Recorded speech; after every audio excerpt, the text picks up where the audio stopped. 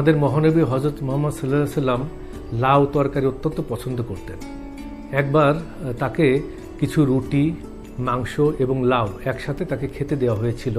তখন তিনি সেখান থেকে বেছে বেছে লাউগুলো মুখে নেন। এতে বোঝা যাচ্ছে যে লাউ তার অত্যন্ত প্রিয় ছিল।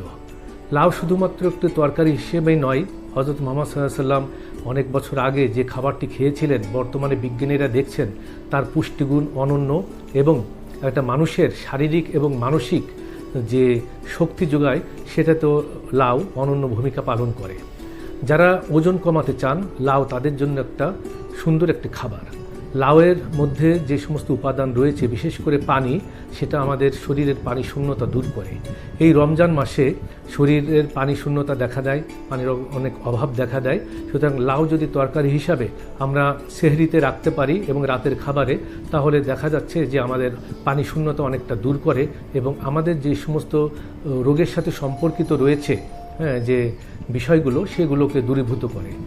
যেমন লাউ শুধুমাত্র ওজনই কমায় না, যা আমাদের মানসিক শক্তিকে অনেক বৃদ্ধি করে। লাউয়ের মধ্যে যে নিউরোট্রান্সমিটার সেটা মস্তিষ্ককে খুব সহজেই সতেজ করে তোলে এবং উদ্দীপনা সৃষ্টি করে এবং দেখা যাচ্ছে তার বিষণ্ণ ভাব কেটে যায়, তার মন প্রফুল্ল হয়ে ওঠে।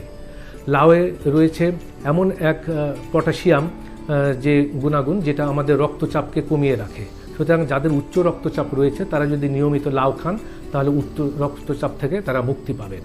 লাউয়ের ভিতরে বিদ্যমান যে উপাদানগুলো সেটা অনিদ্রা থেকে দূর করে মানুষকে সুন্দর একটা ঘুমের নিশ্চয়তা দেয়।